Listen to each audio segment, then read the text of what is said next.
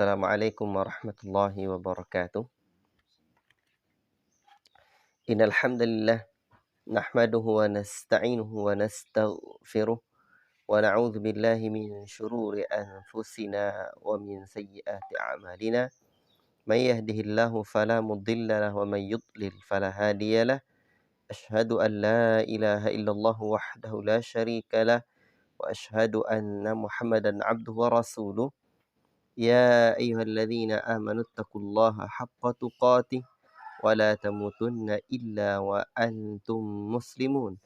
Ya ayyuhan nasu taqu rabbakum alladzi khalaqakum min nafsin wahidah wa khalaqa minha zawjaha wa batha minhuma rijalan katsiran wa nisaa'a wattaqullaha alladzi tasaaluna bihi wal arham innallaha kana 'alaikum raqiba. Ya ayyuhalladzina amanu taqullaha wa qulu qawlan sadida yuslih lakum a'malakum wa yaghfir lakum dhunubakum wa may yuti'illaha wa rasulahu faqad faza fawzan 'azima. Amma ba'd. Fa inna asdaqal hadithi kitabullah wa khairal hadi hadi Muhammadin sallallahu alaihi wasallam wa syarrul umur muhdatsatuha wa kullu muhdatsatin bid'ah wa kullu bid'atin dhalalah wa kullu dhalalatin finnar. Ayyuhal ikhwah, barakallahu fikum. Syukur kita kehadirat Allah Rabbuna Jalla fi'ula yang senantiasa memberikan kita rahmat dan nikmatnya sehingga Allah Ta'ala hadirkan kita di halaqah ilmu. Dan insyaallah Ta'ala pagi ini kita lanjutkan dars kita dari mudarasah Sahih Al-Bukhari insyaallah Ta'ala.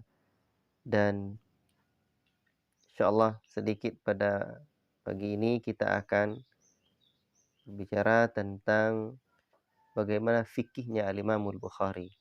Maka tema kita pagi ini adalah fikih Al-Imam Al-Bukhari serta keunikan dan keutamaan Sahih Al-Bukhari. Baik. Ikhwati fillah, barakallahu fikum.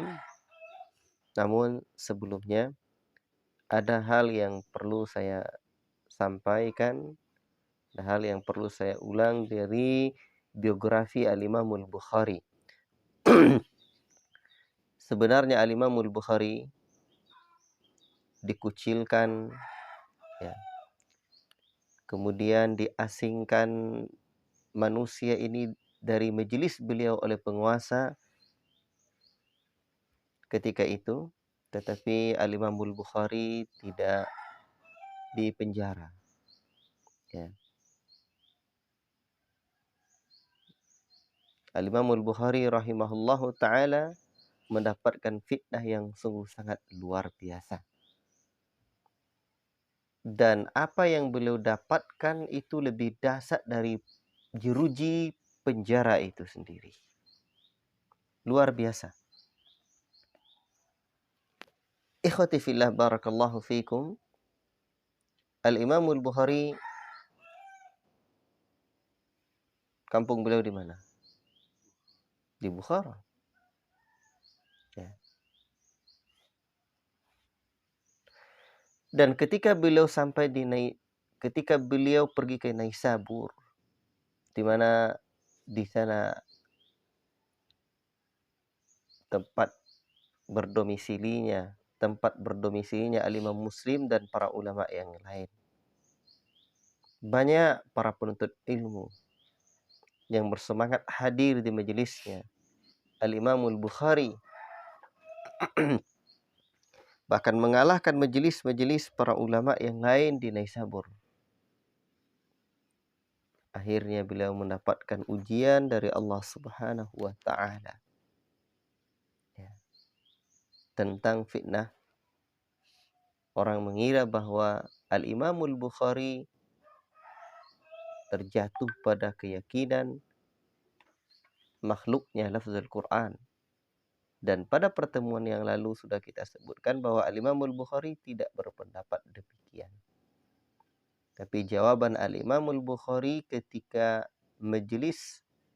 satu majelis itu, saat ditanya tentang lafaz Al-Quran yang beliau sebutkan, maka beliau menjawab dengan tidak memberikan detailnya. Mungkin beliau sudah memandang bahwa yang hadir adalah Ahlus Sunnati wal Jamaah. Ikhwati fillah, barakallahu fikum. Dan ternyata fitnah itu datang dari mana? Datang tidak jauh-jauh. Datang dari guru beliau sendiri. Ya. Ikhwati fillah, ada satu buku dalam bahasa Indonesia.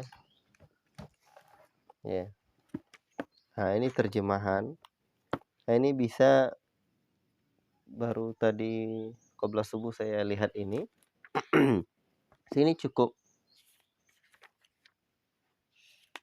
jelas juga ya. Biografi Al-Imamul Bukhari dicantumkan. Baik, siapa yang punya buku ini atau ingin baca lebih lanjut, silahkan merujuk ke buku ini atau buku yang semisal dengannya. Ikhwati fillah, barakallahu fikum.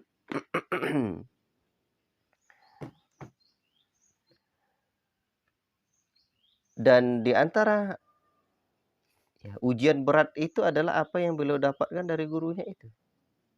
Ya, Muhammad bin Yahya Az-Zuhali. Baik. Antum coba bayangkan. Ketika itu di Naisabur, orang banyak sekali hadir di majelisnya Al-Imam Bukhari. Ribuan orang. Bahkan puluhan ribu. Tetapi gurunya ini tanpa tasabbut mengatakan, siapa yang hadir di majelisnya saya dan masih hadir di majelisnya Al-Imam Bukhari tidak diperbolehkan. Siapa yang hadir di majelisnya Al-Imam Bukhari berarti akidahnya, keyakinannya sama dengan keyakinan Al-Imam Bukhari. Dan antum tahu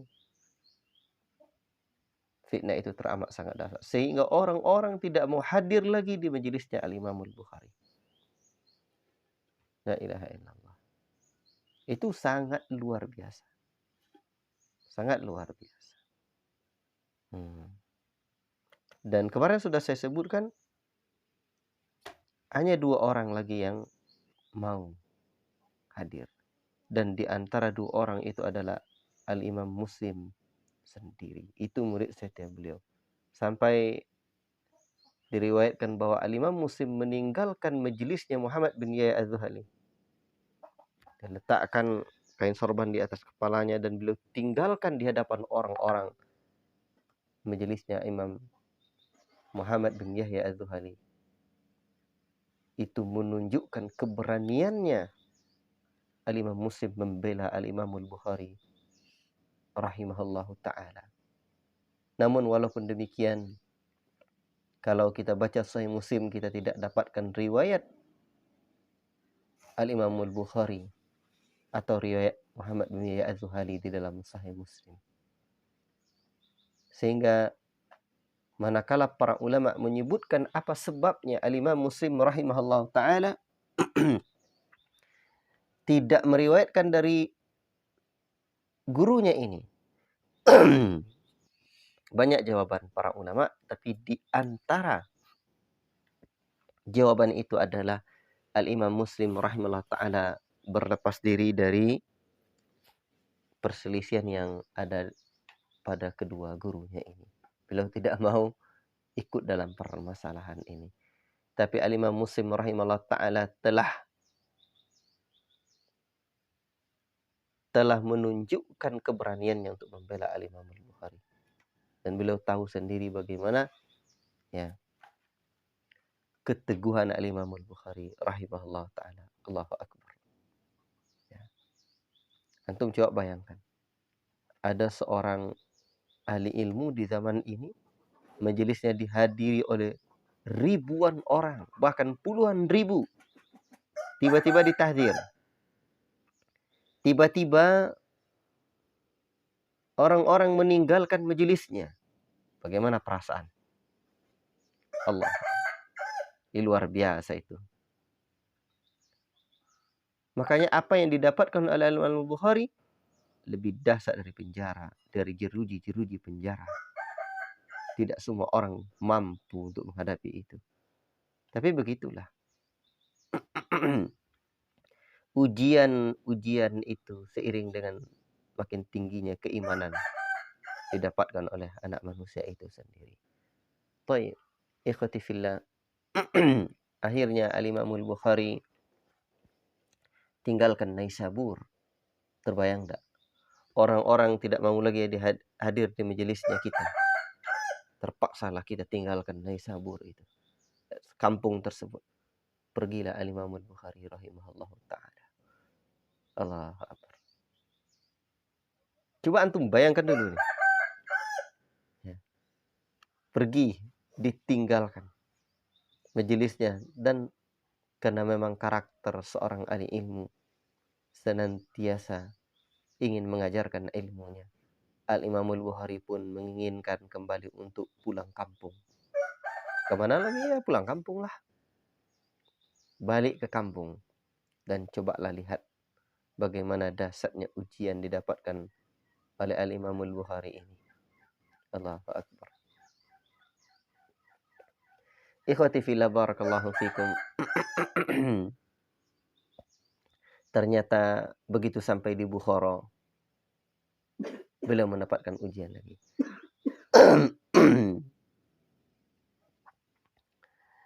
Bagaimana ujian didapatkan oleh Imam Bukhari lagi? Penguasa di Bukhara ketika itu meminta kepada Al-Imam Al-Bukhari agar mengajarkan jami'nya, kitab yang beliau tulis itu untuk dirinya, untuk anaknya, khusus di istana. Dan orang lain tidak boleh hadir, hanya untuk mereka saja. Dan itulah prinsip Al-Imam Al-Bukhari yang luar biasa. Beliau tidak mau menghinakan ilmu. Ya. Sebagaimana prinsip yang disebutkan oleh Imam Malik rahimahullah ta'ala, al-ilmu yu'ta wa la ya'ti. Ilmu itu didatangi, bukan dia yang datang. Sehingga Al-Imam Al-Bukhari tidak mau. Ini bukan dalam arti tidak taat kepada penguasa. Ini bab lain, ini bab ilmu. Ya. Maka manakala kita lihat prinsip-prinsip para ulama, ahli ilmu, privat itu tidak masuk ceritanya. Ya. Dan Al-Imam Al-Bukhari tidak membatasi orang-orang yang hadir di majelis beliau. Siapapun. Maka tidak terkecuali penguasa, anak penguasa, beliau tidak mau.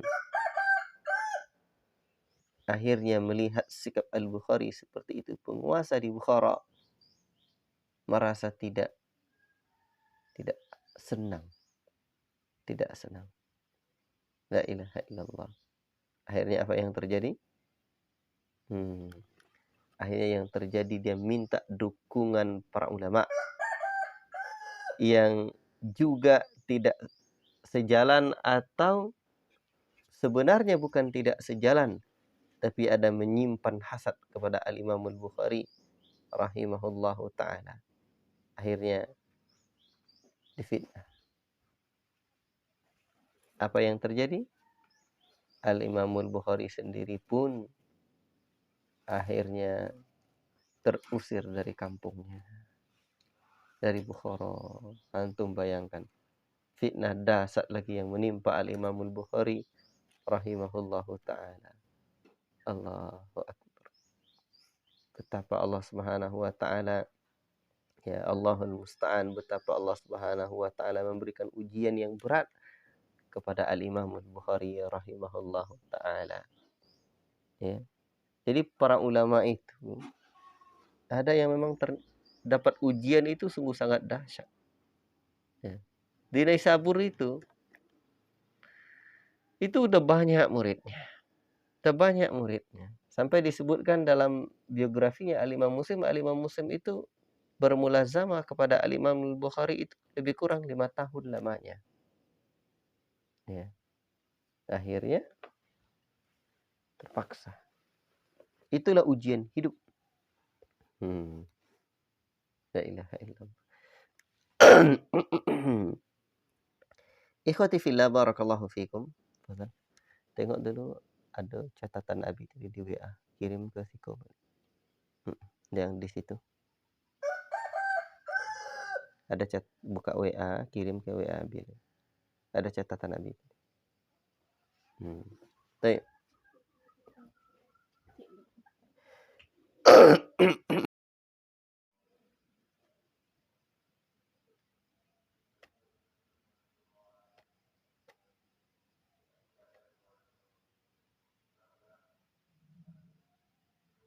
Taib ikhwati fillah, barakallahu fikum.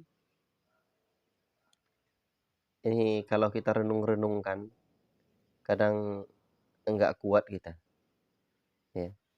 Enggak kuat rasanya kita membayangkan bagaimana ujian yang diterima oleh Imam Al-Bukhari tersebut.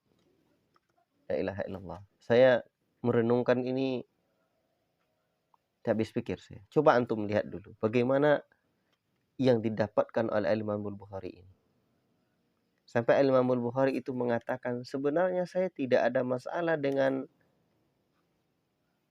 guru beliau yang memfitnah beliau itu, Muhammad bin Yahya Az-Zuhali. Ya. Selain daripada permasalahan hasad, beliau juga seorang ulama ahlus sunnah. Ya. Dan begitulah. Sepanjang zaman ternyata memang manusia ini ada khilafnya, ada salahnya. Maka kita tidak pernah disuruh untuk mengambil kesalahan-kesalahan yang ada pada seorang ulama. Yang disuruh kita hanya untuk mengambil kebaikan dan kebenaran-kebenaran dari ulama ahlus sunnah itu sendiri. Ikhwati fillah, manakala Al-Imam Al-Bukhari sudah dalam kondisi seperti itu, maka terdengarlah oleh orang-orang di Samarkand. Ya. Mereka meminta Al-Imam Al-Bukhari pergi ke sana. Al-Imam Al-Bukhari rahimahullahu ta'ala pun kharaj Al-Bukhari ila Khartang. Ya, min qura Samarkand. Khartang ini kha, ra, ta, nun, kaf. Khartang. Ya. Beliau pergi ke sana. Dan Al-Imam Al-Bukhari pergi ke sana sebatang kara. La ilaha illallah. Sampai pada satu malam beliau pun berdoa. Ya. Berdoa setelah salat malam. Allahumma qad daqat alal ardi bima rahibat faqbidni ilaika. Ya Allah, sungguh bumi ini telah sempit bagi diriku. Maka ambillah aku ya Allah. Cabutlah nyawaku ya Allah. Fama tamma syahru hatta qabadahu Allah. Tak sampai sebulan. Manakala sudah sampai sebulan. Ya. Allah Subhanahu wa taala pun cabut nyawanya Al-Imam Al-Bukhari rahimahullahu taala. Al-Imam Al-Bukhari mau beranjak lagi pergi ke Samarkand. Orang bawa.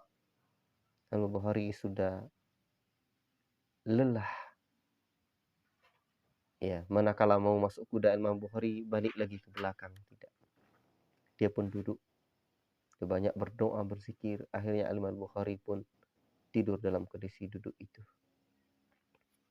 Tidur dalam kondisi duduk itu. Dan keluar keringat bercucuran. Dan itu terjadi Al-Imam Bukhari wafat pada malam Idul Fitr. Pada malam Idul Fitr. Ya, kemarin sudah saya sebutkan tahun 256 dalam usia beliau yang ke-62 tahun. Dan tahukah antum, pada malam itu ada salah seorang ulama yang bermimpi tentang bagaimana kondisi Al-Imamul Bukhari rahimahullahu ta'ala.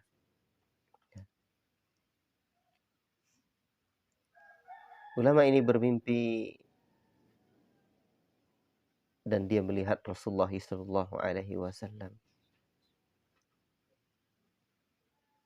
Lalu beliau bertanya. Beliau melihat Rasul sallallahu alaihi wasallam sebagaimana diriwayatkan Al-Khatib, ya. Akhbarana Ali ibn Hamid fi kitabi akhbarana Muhammad ibn Muhammad Makki sami'tu Abdul Wahid bin Adam At-Tawawisi berkata, aku bermimpi melihat Rasulullah sallallahu alaihi wasallam fi naum, dalam tidur. Wa ma'ahu jama'atun min ashabihi, ada sekelompok dari kalangan para sahabat. Rasulullah sallallahu alaihi wasallam berdiri. Lalu aku mengucapkan salam kepadanya. Rasul menjawab salam. Lalu aku berkata, kata Abdul Wahid bin Adam At-Tawawisi ini, Maukufuka huna ya Rasulullah. Ya. Apa maksud kamu menunggu di sini wahai Rasul sallallahu alaihi wasallam? Ya. Qala antadhiru Muhammad bin Ismail al-Bukhari. Muhammad bin Ismail. Qala falamma kana ba'da ayyamin balagani mautuhu. Dulu kan tak ada handphone, tak ada televisi. Dia bermimpi. Tatkala beberapa hari sampailah kabar kepadaku, Al-Imam Al-Bukhari telah meninggal dunia. Fanadhartu fa idzan huwa qad mata fi as-sa'ati allati ra'aitu fiha an-nabiy sallallahu alaihi wasallam. Aku pun melihat mimpiku itu bertepatan dengan malam wafatnya Al-Bukhari. Aku melihat wafatnya Al-Bukhari bertepatan dengan mimpiku itu. Allahu Akbar. Inilah kemuliaan yang Allah Ta'ala berikan kepada Al-Imam Al-Bukhari. Dan tahukah antum bagaimana Al-Imam Al-Bukhari ini diberikan kemuliaan oleh Allah Subhanahu wa Ta'ala walaupun dia difitnah, ilmunya diterima. Bahkan Al-Imam Al-Bukhari doanya pun dikabulkan oleh Allah Subhanahu wa Ta'ala. Sebab Al-Imam Al-Bukhari sebelum wafatnya itu, beliau berdoa kepada Allah Subhanahu wa Ta'ala untuk penguasa yang telah menzaliminya. Ya. Dan doa Al-Imam Al-Bukhari tersebut dikabulkan oleh Allah Subhanahu wa Ta'ala. Makanya takutlah kita dengan doa orang-orang yang terzalimi. Rasul kan sudah sebutkan, ya, bagaimana da'watul mazlum. Laisa bainahu wa bainallahi hijab. Tidak ada perantara antara seseorang tersebut dengan yang lain. Dengan Allah SWT hijab. Tidak ada hijab. Antara orang itu dengan Allah tidak ada hijab. La ilaha illallah. Maka kata Imam Bukhari, ya Allah, perlihatkanlah kepada mereka kezoliman yang telah mereka berikan kepadaku, kepada mereka dan kepada anak-anak mereka, serta kepada istri-istri mereka. Tidak sampai sebulan.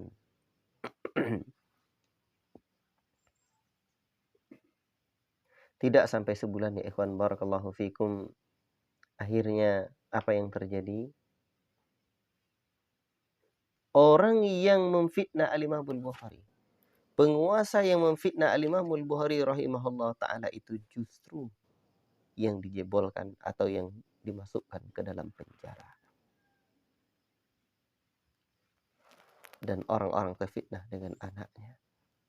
Serta istrinya juga melakukan perkara yang jika diceritakan mendatangkan malu yang luar biasa. Maka hati-hati dari doa-doa orang-orang yang terzolimi, apalagi doanya para ulama, doanya ahli ilmu. La ilaha illallah.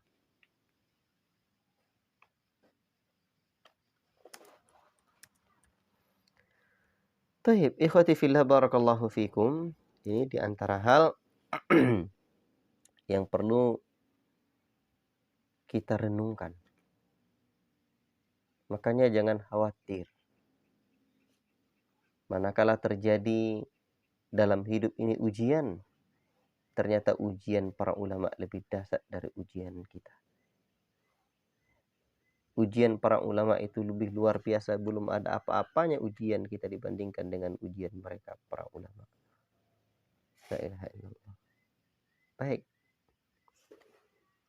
Sekarang kita lanjutkan ke fikih al-Imam al-Bukhari. Fikih al-Imam al-Bukhari. Itu sekedar tambahan. Oh iya, ada lagi satu yang ingin saya tambahkan. Tentang bagaimana keluasan, kedalaman ilmu al-Imam al-Bukhari ini di dalam ilat-ilat hadis. Para ulama pernah menguji al-Imam al-Bukhari secara langsung. Ketika al-Imam al-Bukhari datang ke Baghdad, para ulama di Baghdad menguji al-Bukhari. Di satu tempat yang dihadiri oleh banyak manusia, banyak orang, para ulama menyiapkan 10 orang untuk menguji al-Imam al-Bukhari. Masing-masing dari 10 orang itu memegang 10 hadis. 10 kali 10 berarti 100 hadis. Dan hadis yang 10 yang dipegang oleh ulama ini nanti sudah diacak-acak sanad dan matannya. Yang hadis ini seharusnya ini matannya ditukar pada orang yang ini. Diacak-acak, ditukar-tukar. Lalu ketika Al-Bukhari datang, maka ditanyakan kepada Al-Bukhari tentang hadis itu. Al-Imam Al-Bukhari menjawab, la adri, saya tidak tahu. Orang-orang yang hadir, tidak tahu dia. Nampak rendah derajat Bukhari di matanya ketika itu. Tapi ulama yang lain melihat luar biasa. Orang hebat. Manakala sudah berakhir semua hadis dari 10 orang, masing-masing mengujinya 10 hadis tersebut, Al-Imam Al-Bukhari pun membetulkan hadis-hadis yang telah ditanyakan kepada beliau. Kata Al-Imam Al-Bukhari, hadis ini sanadnya adalah yang ini. Sanad hadis ini, matannya adalah hadis yang ini. Akhirnya 10 orang memegang hadis. Satu orang memegang 10 hadis. Berarti 10 kali 10 itu semuanya dibetulkan sanad dan matannya oleh Al-Imam Al-Bukhari rahimahullah ta'ala. Ini menunjukkan kebesaran, kefakihan Al-Imam Al-Bukhari, kedalaman ilmu Al-Imam Bukhari. Maka di antara para ulama ada yang mengatakan bahwa Al-Imam Al-Bukhari adalah ayatun bil ayatillahi fi wajhil ardi. Al-Imam Al-Bukhari adalah salah satu tanda atau tanda kekuasaan Allah yang ada di atas muka bumi ini. Tidak ada. Khurasan tidak pernah mengeluarkan orang sehebat Al-Imam Al-Bukhari. Baik. Ikhwati fillah barakallahu fikum. Sekarang coba kita lihat bagaimana fikihnya Al-Imam Al-Bukhari rahimahullahu ta'ala.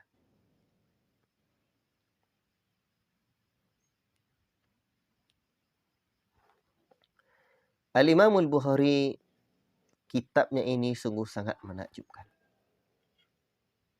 Sampai-sampai ya ikhwan, kitab Al-Imamul Bukhari yang berjudul Al-Jami'ul Musnadus Sahih min Hadithi Rasulullah sallallahu alaihi wasallam wa sunnanihi, atau min umuri Rasulullah sallallahu alaihi wasallam wa sunnanihi wa ayyamihi ini, sebagian para ulama menyebutkan ini bukan hanya sekedar kitab hadis, tetapi innal Bukhariyah arada ay yusannifa kitaban fid dini qabla ay yusannifa kitaban fil hadisi. Sesungguhnya Al-Imamul Bukhari bermaksud menulis sebuah kitab tentang agama lebih daripada maksudnya menulis sebuah kitab hadis. Jadi bukan sekedar menulis hadis, tapi yusannifa kitaban fid din, menulis kitab tentang agama ini secara keseluruhannya. Maka siapapun yang ingin mengetahui tentang agama ini, belajarlah Sahih Al-Bukhari. Dengan demikian ia akan mengetahui agama ini secara kamil, lengkap. Karena sama kita maklum bahwa yang disebut dengan kitab Al-Jami' minimal terkumpul padanya 8 kitab. Akidah, hukum,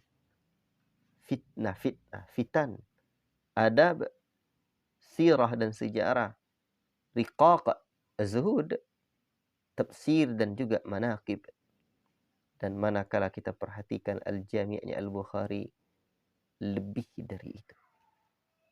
Lengkap apa yang disebutkan oleh Imam Bukhari di dalam kitabnya ini. Dan Al-Imamul Bukhari bukan hanya sekadar menuliskan hadis, tetapi juga memilihkan hadis yang paling sahih.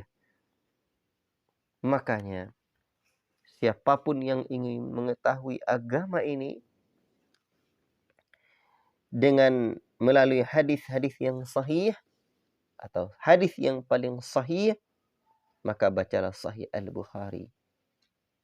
Maka saya mendengarkan dalam muqaddimah syarah Sahih Al-Bukhari, Syekh Mustafa Al-Adawi hafizahullahu ta'ala menukilkan perkataannya Al-Imam Ibnu Taimiyah rahimahullahu ta'ala yang menunjukkan keutamaan mempelajari hadis. Ya. Secara makna perkataannya Al-Imam Ibnu Taimiyah, orang-orang yang mempelajari hadis Rasulullah SAW, ia akan mendapatkan ilmu dalam waktu yang singkat, dalam waktu yang ringkas, berbeda dari orang-orang yang mempelajari kitab-kitab yang lain. Ya. Karena ilmu hadis adalah ilmu yang memang sumber dari ilmu tersebut. Hadis adalah sumber ilmu. Maka dengan mempelajari hadis dan fiqhul hadis, maka seseorang mendapatkan dengan mudah ilmu tersebut dalam waktu yang singkat. Baik. Ikhwati fillah, barakallahu fikum. Al-Imamul Bukhari fikihnya luar biasa. Maka beliau ini bukan sekedar seorang muhaddis, tapi jadi juga seorang faqih. Seorang faqih. Fikih itu kan pemahaman.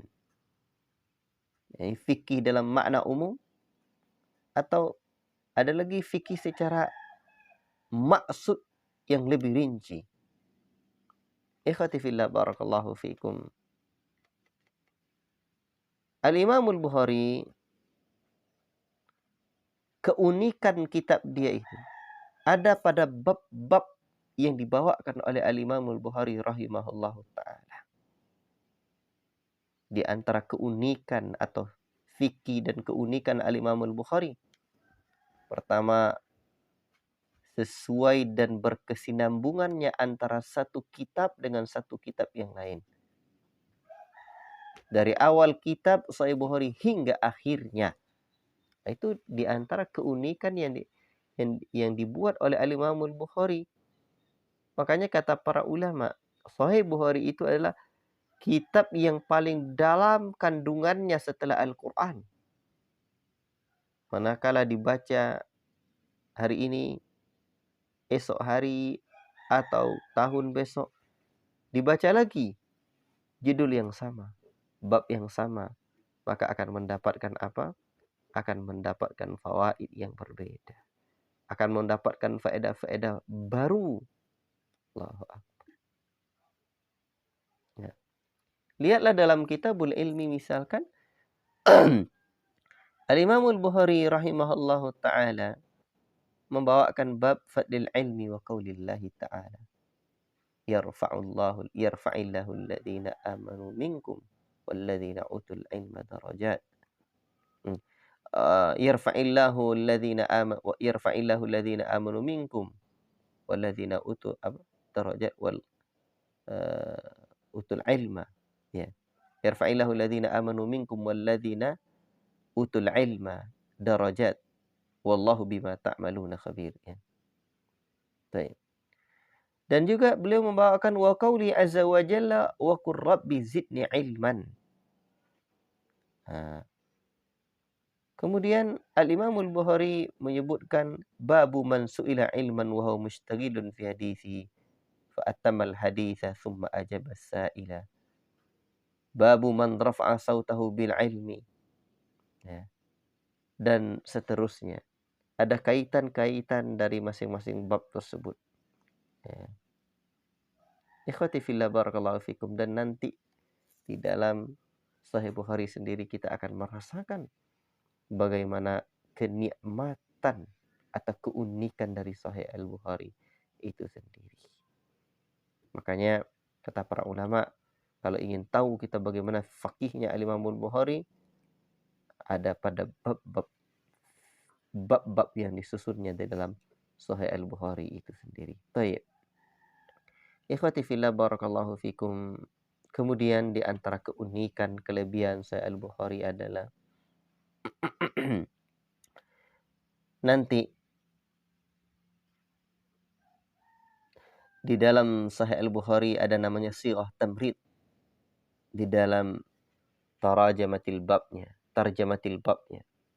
untuk menunjukkan kedhaifan satu riwayat, atau riwayat itu adalah riwayat bil makna bukan bil lafzi, atau boleh jadi beliau juga bermaksud menyatakan riwayat itu adalah riwayat mukhtasara yang diringkas. Nah, jadi bagaimanapun pada kebiasaannya, penggunaan sighah tamrid oleh Al-Imam Bukhari menunjukkan riwayat ini, ya. Setelah itu adalah riwayat yang dhaif. Ya. Riwayat yang disebutkan itu adalah riwayat yang dhaif. Kok ada pula riwayat yang dhaif dalam Sahih Bukhari, bukan yang pada hadis yang ada ada sanadnya itu, tapi pada babnya itu. Jadi beliau membawakan bab-bab itu juga menakjubkan. Nah, sehingga ikhwati fillah barakallahu fikum, sebenarnya bab-bab itu atau yang beliau kemukakan itu ada hadisnya, tetapi hadis itu tidak sahih. Ya, menurut Al-Imam Al-Bukhari rahimahullah ta'ala, atau tidak sampai kepada syarat yang beliau tetapkan di dalam sahihnya. Besok kita boleh tambahkan bagaimana Sahih Al-Bukhari tersebut syarat hadis-hadis yang ada padanya itu sungguh sangat tinggi sekali. Baik. Ada lagi penggunaan-penggunaan yang ada dalam Sahih Bukhari itu, ya. Qala fulan, qala lana, qala li, dzakara lana. Ya. Menunjukkan bahwa riwayat tersebut, riwayat setelahnya diambil secara mudzakarah, arad, atau munawalah, bukan secara tahdits atau sama'. Nanti saya juga insyaallah boleh akan menyampaikan bagaimana sighatul ada, ya, model periwayatan para ulama di dalam meriwayatkan hadis tersebut.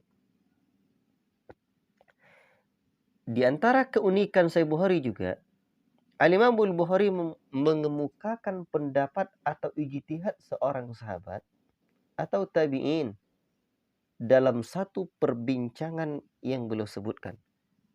Beliau memilih dan mentarjih pendapat sahabat dan tabi'in tersebut. Ya, dalam kata lain, dapat disimpulkan bahwa pendapat dan ijtihad Imam Bukhari juga sama seperti pendapat dan ijtihad tabi'in tersebut atau sahabat tersebut. Dan apabila ada hadis yang gharib, perkataan yang gharib, ganjil, yang mungkin tidak dipahami dengan mudah oleh banyak orang, ya, maka Imam Al-Bukhari biasanya akan mengemukakan pendapat ahli tafsir, ya, tentang Al-Quran maksud saya. Jadi apabila ada satu ungkapan yang gharib, ya, satu hadis yang gharib, ya,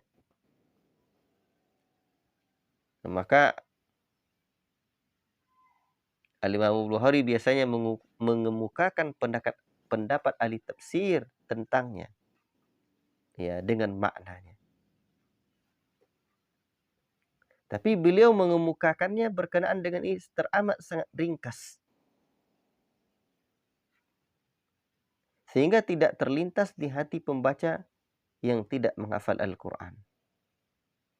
Apa tujuan Al-Imam Al-Bukhari? Tujuannya bahwa perkataan dalam hadis ini bukanlah gharib, bukanlah ganjil. Sebab, kata Al-Imam Al-Bukhari, ini juga ada di dalam Al-Quran. Hadis ini yang dianggap gharibnya hadis ini, ungkapan yang seperti ini juga ada di dalam Al-Quran. Itu kan luar biasa. Demikian juga sering kali Al-Imam Al-Bukhari mengemukakan satu perkataan, ya, satu perkataan saja dari beberapa ayat Al-Quran di samping tafsirnya, apabila ada hubungan dengan satu bab yang dikemukakannya tadi. Apa tujuan beliau? Untuk menunjukkan seberapa banyak ayat Al-Quran dengan seringkas mungkin keterangan dalam konteks bab yang dikemukakan itu. Baik. Al-Imam Al-Bukhari setiap permulaan kitabnya berkenaan dengan ahkam, hukum-hukum, maka akan senantiasa menggunakan sesuatu bab atau satu perkataan yang menunjukkan tarikh tasyri' atau tasyri' permulaan satu hukum syariat tersebut. Bagaimana tarikh tasyri'nya? Sejarah pensyariatan dari hukum tersebut. Dan itu beliau bawakan pada setiap kitab yang berkenaan dengan permulaan setiap kitab yang berkaitan dengan hukum-hukum. Demikian pula Al-Imam Al-Bukhari. Di akhir setiap kitab di dalam sahihnya, Al-Imam Al-Bukhari akan mengisyaratkan kepada tamatnya atau berakhirnya kitab itu dengan satu hadis, atau sekurang-kurangnya satu perkataan pada hadis tersebut yang sekaligus mengisyaratkan kepada kesudahan hidup manusia, yaitu kematian. Maksud Al-Imam Al-Bukhari adalah untuk mengingatkan dirinya sendiri dan manusia-manusia ini bahwa kesudahan akhir dari kehidupannya adalah kematian. Maka manusia hendak senantiasa siap siaga untuk menghadapi kematian tersebut. Ikhwati fillah barakallahu fikum. Di dalam Sahih Bukhari, Imam Bukhari betul-betul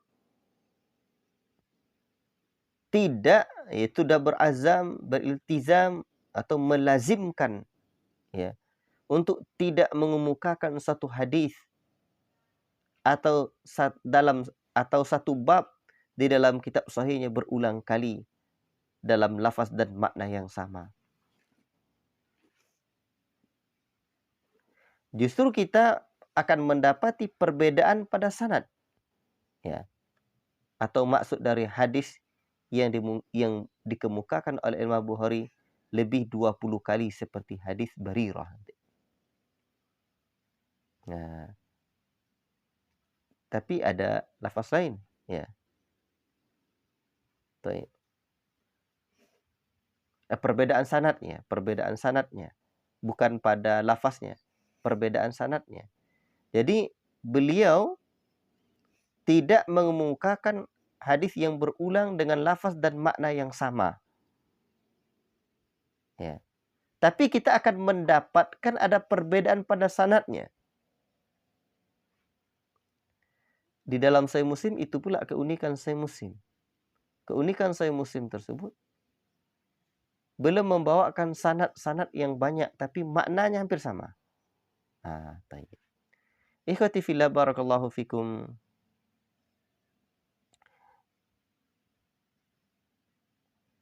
Al-Imam Al-Bukhari membawakan bab-bab, ya, atau ciptaan bab-bab Imam Bukhari ini, maka ini merupakan menjadi gudang mutiara fikih yang tak ternilai harganya. Dan para ulama mengakui itu. Tidak ada, sampai-sampai para ulama menyebutkan tidak ada kitab yang memuat keajaiban-keajaiban yang melebihi abwab dan tarajim seperti yang dibuat oleh Imam Bukhari di dalam sahihnya ini. Ya. Imam Bukhari, abwab, bab-bab dan tarajim tersebut adalah intisari dari kajian sepanjang hayat Al-Imam Bukhari tersebut, dari berbagai aspek, ya, ilmu-ilmu yang berlandaskan hadis sahih, ya, dari Nabi sallallahu alaihi wasallam. Sehingga para pensyarah Sahih Al-Bukhari, ya, nanti akan mengutarakan, akan menjelaskan beberapa maksud, beberapa usulan mereka, atau menurut pendapat mereka ini maksud yang tersirat di sebalik bab ini. Imam Bukhari buat bab seperti itu. Nanti para pensyarah ulama setelahnya itu berpikir, apalah maksud Al-Imam Al-Bukhari ini? Nanti akan lahir pula pandangan-pandangan ulama para pensyarahnya, ya. Sehingga betul-betul merangsang atau memunculkan pemikiran-pemikiran ulama-ulama setelahnya. Ya, Allahu Akbar. Ikhwati fillah, barakallahu fikum. Dan kadang Al-Imam Al-Bukhari memukakan satu hadis yang marfu', ya, sebagai satu perbincangan dalam satu bab. Ya. Maksudnya menyatakan kesahihan hadis ini, walaupun tidak menepati syarat beliau. Jadi tujuan sebenarnya Al-Imam Bukhari dalam hal ini ialah ingin menjelaskan bahwa hadis ini adalah hadis yang sahih. Ya. Dan hadis sahih itu ada banyak tahapan-tahapannya. Ya. Dan walaupun hadis yang beliau kemukakan itu tidak, hadis yang marfu' itu tidak sampai kepada peringkat kesahihan yang beliau tetapkan untuk kitab sahihnya ini. Dan Al-Imam Al-Bukhari rahimahullah ta'ala juga banyak membantah, menyanggah, ya, pegangan-pegangan atau pendapat-pendapat dalam orang lain dalam satu permasalahan. Dan Al-Imam Al-Bukhari itu menggunakan apa? Alasan-alasan yang kuat luar biasa. Sehingga nanti dalam Sahih Bukhari ini banyak hal-hal unik kan kita dapatkan. Misalkan ada bab yang dibuat oleh Imam Al-Bukhari, babu mauti yaumal itsnain, bab mati pada hari Senin. Apa tujuan Imam Al-Bukhari membawakan bab ini? Yang pendapat umum kita dengarkan, mati yang paling utama itu pada hari apa? Wah, Nabi mati pada hari apa? Tuh. Di sini terjadi perbedaan pendapat para ulama, mana yang paling utama, mati hari Senin atau hari Jumat. Nah, itu kan luar biasa. Nah, demikian pula nanti dalam misalkan sejarah-sejarah. Imam Bukhari luas pandangannya, dan seringkali pandangan Al-Imam Al-Bukhari itu berbeda dengan pandangan-pandangan yang lain. Biasanya yang kita dengar Al-Imam Al-Bukhari Nabi Muhammad SAW itu hijrah ke Madinah, ya, itu pada waktu malam atau siang? Malam kan? Yang menggantikan tempat tidurnya Nabi Muhammad itu siapa? Ali. Nah, maka untuk itu nanti kita akan dapatkan, ya, dalam kisah Isra Mi'raj ini bagaimana pendapat yang lain, ya, yang dikemukakan nanti oleh Al-Imam Al-Bukhari berbeda, ya. Ada riwayat-riwayat justru Nabi berangkat siang. Nah, ini dia. Itu kan keunikan ya. Dan Al-Imam Al-Bukhari juga banyak membantah pandangan-pandangan, pendapat-pendapat ajaran-ajaran tasawuf dalam perkara ini. Seperti nanti kepercayaan kepada Khadir. Wah, tentang hidupnya Khadir nanti. Bagaimana itu? Di mana kan banyak yang berkeyakinan Khadir itu datang memberikan petunjuk-petunjuk. Itu. Ikhwati fillah barakallahu fikum. Ini di antara contoh, ya, keunikan Sahih Bukhari. Sehingga dengan demikian dapat banyak faedah lah, membuka cakrawala kita. Wallahu taala alam bisawab. Cukup sekian pagi ini. Wallahu taala alam. Yang benar hanya dari Allah, yang salah dari pribadi saya yang menyampaikannya. Wassallallahu wasallam ala nabiyina Muhammad wa ala alihi washabihi ajmain. Subhanakallahumma wa bihamdika asyhadu an la ilaha illa anta astaghfiruka wa atubu ilaik. Wassalamualaikum warahmatullahi wabarakatuh.